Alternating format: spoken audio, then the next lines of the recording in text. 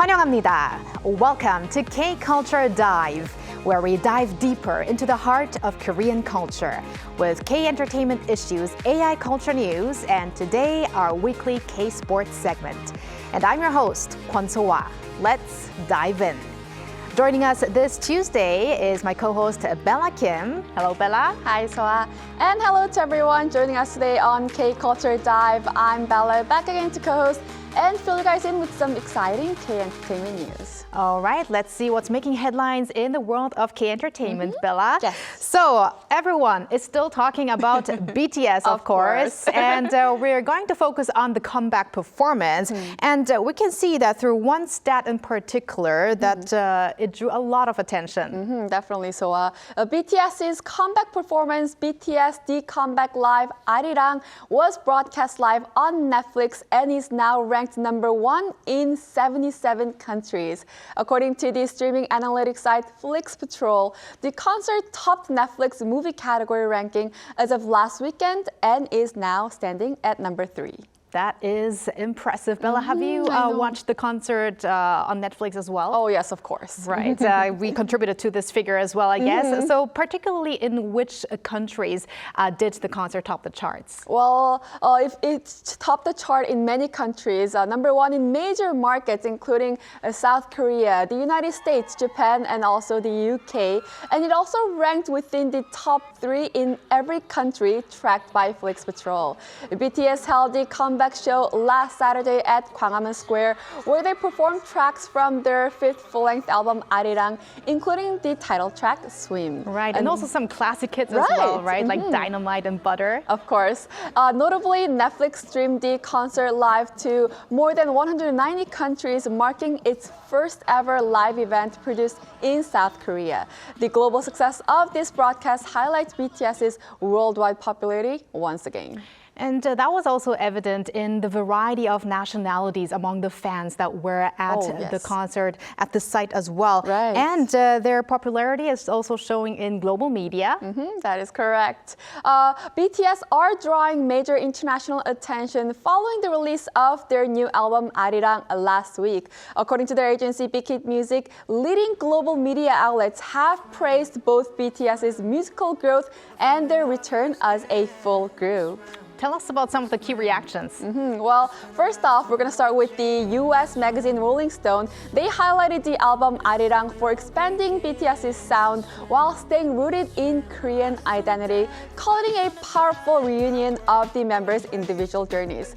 Additionally, National Public Radio noted that the group appears more united than ever with a strong sense of direction. Meanwhile, Billboard praised the track Swim for anchoring the album with a clear and impactful message. Other major outlets, including the New York Times and BBC, also emphasized the significance of BTS's return. BTS' comeback is showing that it's not just a comeback, but a global moment that everyone is celebrating. Indeed, and I'm sure that we're going to be talking about them for quite a while. Yes. Probably throughout the year and maybe next year as well. Yes. But Bella, let's end with another K-pop boy group that's topping global music charts. That is correct, Soa. P1 Harmony are continuing their momentum on the global stage. According to Billboard, the group's 9th mini-album, Unique, released on March 12th, debuted at #4 on Billboard 200, marking their highest ranking to date. This surpasses their previous peak of #9 with the English album X, released last September, highlighting the group's rapid growth. And notably, P1 Harmony have now placed 6 consecutive albums on the Billboard 200, demonstrating their consistent global presence. Bella, tell us a bit more about this new album. Right. So their new album, Unique, tells the story of P1 Harmony heroes returning after declaring a strike on the last album, delivering a message of unity. All 6 tracks on the album were created with members' participation. The album sold over 500,000 copies in the first week, setting another personal best. P1 Harmony also won 2 music show trophies in Korea for that album, proving their popularity both at home and abroad. Excited to see the group grow bigger and bigger. Yes. And thank you very much, Bella, for those updates. Yes, I'll stick around. And now let's turn to our AI anchor Arang for more on the culture front. Arang. Thanks, Sua. Here's your AI guide to the latest cultural headlines from Korea. Let's begin with our top story. Classical star pianist Im Yoon-tan will embark on a nationwide recital tour this May, marking his first in 2 years. His agency, Mok Production, announced that the tour will kick off on May 6th at Lotte Concert Hall in Seoul. For this tour, Im has put together a program featuring works by Schubert and Scriabin, marking his first time performing Schubert on a domestic recital tour. The tour will span 6 performances across 5 cities, with stops at Daegu Concert House on May 8th, Busan Concert Hall on May 9th, Tongyeong Concert Hall on May 10th, Seoul Arts Center on May 12th, and Arts Center Incheon on May 13th. The Cultural Core of Korean Buddhism will run a temple stay discount program throughout May, marking Buddha's birthday month. In connection with the Culture Ministry's Travel Month 2026 campaign, participation fee discounts will be offered to around 10,000 people across some 120 temples nationwide. A 2-day temple stay program will be available to both Koreans and foreigners for 30,000 won, or $20, while a 1-day program will be offered exclusively to foreigners for 15,000 won, or $10. Reservations will open on the temple stay website at 10 a.m. on April 7th, with discounts provided on a first-come, first-served basis. 3 and 4. Foreign visitors to Jeonju in Jeollabuk-do province chose to stay overnight, showing a clear shift toward longer, stay-based tourism in the southwestern city. According to a Jeonju city government survey of 410 foreign tourists who visited the city last year, 74% engaged in overnight travel. The figure marks a 24 percentage point increase from 2024, suggesting Jeonju is evolving beyond a day trip destination. Average spending per foreign visitor also jumped 85% on year, with visits focused on the city's historical and cultural heritage. That's all from me. Turning now to a quick look at more K-culture stories making headlines today.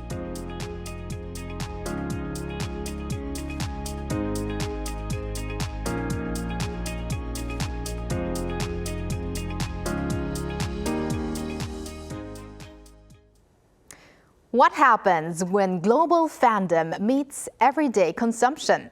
Beyond supporting their favorite K-pop group, BTS fans are driving trends across retail, tourism, and lifestyle. Our Kim Jun-hong has the details. These are characters inspired by BTS members, items that targeted fans visiting Seoul for the concert. Shelves filled with merchandise featuring their photos and names. This is K-Wave, a K-pop specialty store inside a duty-free shop in Myeongdong, one of Seoul's busiest shopping districts. Items like magnets and puzzles kept selling out, even after repeated restocking. We've also seen a more diverse mix of customers, with more visitors from outside Asia, and the impact extended beyond our K-pop booth to nearby food and fashion sections. Since early in the morning, fans have been coming in, eager to connect with their favorite artists. I came to Korea for the free BTS concert. There are many places selling merchandise in Myeongdong, but I prefer this store because it's well organized and has official goods. Dedicated entirely to K-pop merchandise, stores like this are becoming major destinations for fans visiting Korea. And the impact is visible in the numbers, with a sharp increase in visitors ahead of the concert. Foreign shopper numbers at the duty-free shop rose 32% from a week earlier, while BTS merchandise sales at a K-pop specialty store increased more than 5-fold. The impact reached beyond duty-free shops, with spending spilling over into the broader retail sector. At one convenience store chain, sales at 10 outlets near Gwanghwamun nearly quadrupled compared to the same days a week earlier. Stores located closer to the concert venue saw an even sharper increase, with sales jumping more than 6 times. This surge across the retail sector underscores the distinctive nature of fan-driven consumption. Fan-driven spending is typically more intense, reflecting a stronger interest in Korea than that of general consumers. This demand is also spreading beyond BTS to other products with distinct Korean elements. If the trend continues, it could spread to general overseas travelers through social media, supporting long-term positive spillovers. ARMY-nomics is now visible in the data, showing how a cultural phenomenon is translating into a tangible economic impact. Kim Jun-hong, Arirang News.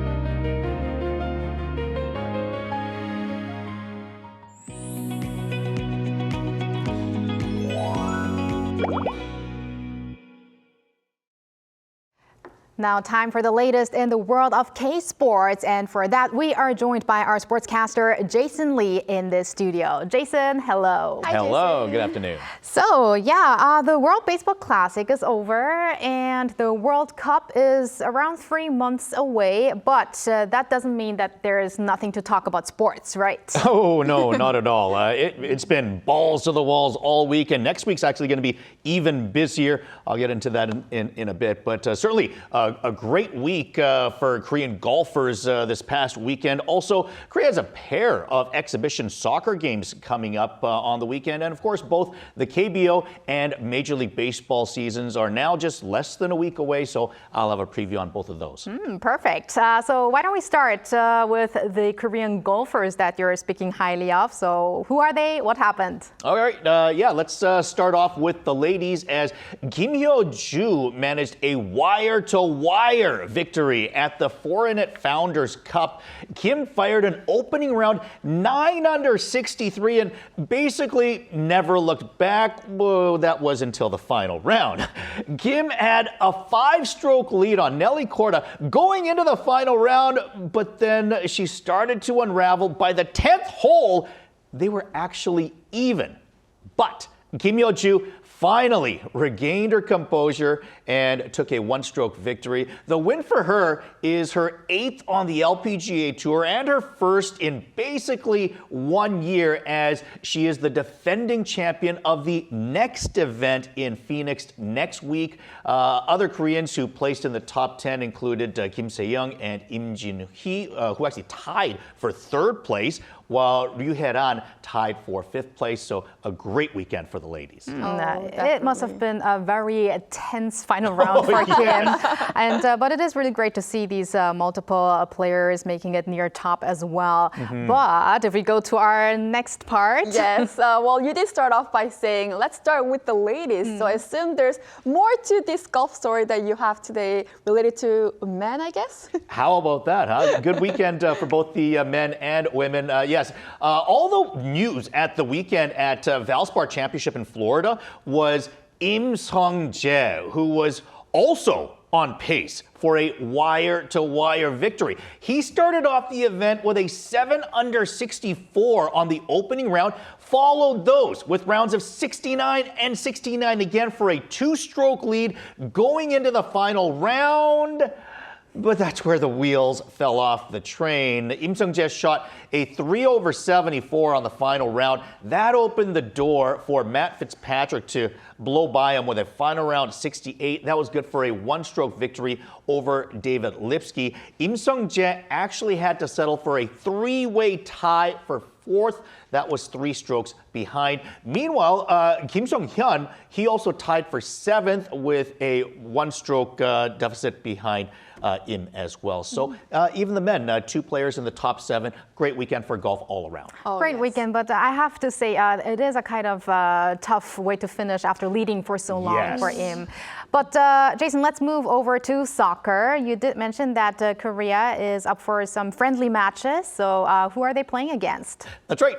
Korea's got a pair of matches coming up. They play Côte d'Ivoire, also known as Ivory Coast, on Saturday at 11 p.m. Korean time. That's actually going to be played in England at Milton Keynes Stadium. They also then play against Austria next Wednesday. That's early morning at 3:45 a.m. Okay, so this weekend, Saturday night and next Wednesday morning, I'll mark my calendar for now. I don't know if I can wake up for the next one, the second match, but I'll try.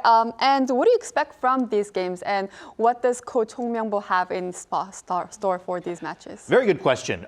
Certainly, of course, World Cup just 3 months away. So the significant addition that Hong Myung-bo has made for these games is Yang Yeon-jun of Celtic. Now, I've mentioned him a few times this year for scoring goals, and more often than not, he's been scoring some really nice goals at a high level in Scotland's top league. So I'm pretty sure Hong Myung-bo is going to want to give him as much opportunity as possible to see what he can do at this level. Another player that has been hot as of late, just scored a goal this weekend as well, by the way, for his Turkish Super League side, is Oh Hyung-kyu. Now, I've been watching a lot of him lately, and I really hope that Hong Myung-bo uses him a lot over these next two games because he's been showing a lot of confidence and been scoring some flashy goals as well. Beyond them, the usual suspects all are going to be there, including Son Heung-min, Hwang Hee-chan, Lee Jae-sung. Lee Kang-in is on the preliminary roster, but he did suffer a significant ankle injury in PSG's most recent game, so I wouldn't be surprised if he sits or maybe is used sparingly in the games possibly. As for the games itself, against Ivory Coast, this is a very good team. They have several players with top European teams like Ama Diallo with Manchester United, Ibrahim Sangare with Nottingham Forest, Evan Grezand of the Crystal Palace. So this is definitely not going to be an easy game. I think they're ranked 33rd in the world compared to Korea's 22nd. But Hong Myung-bo wants a tough game. He wants his players to show what they can do against tough competitions because Hong Myung-bo knows who his top 5 or 6 players are, but he needs to kind of figure out who has the best chemistry with those players and ultimately make the best team possible for the June tournament. And the only way that he's going to be able to do that is to test these guys out who are on the bubble against some top competition to see if they sink or swim. So I think this will be the ultimate test. Meanwhile, I think the game itself is going to be a close game. Maybe something like a 1-1, 2-1 game, I would figure. Okay, so while Bella has made notes for the schedule, I'm going to make notes on Jason's forecast on the scores. And now let's shift over to baseball. We are now officially in spring, and that means spring season means baseball season in Korea as well as in North America. So could you give us a preview on what we can expect this year? Sure. Let's start off with the KBO, which starts this Saturday for all teams around the league. The top 2 teams for much of last year were the LG Twins and the Hanwha Eagles. Hanwha lost both of their foreign pitchers to major league contracts, and they were both amazing last year, especially Cody Ponce, who won the pitching triple crown while setting a KBO strikeout record while posting a 19-1 win-loss record. So I think it's safe to say that we should expect a little bit of regression from the Eagles, but I think they're still going to be a playoff team, especially with the addition of Kang Baek-ho from KT. But again, they're going to need help from their new foreigners to really be top contenders in the KBO this season.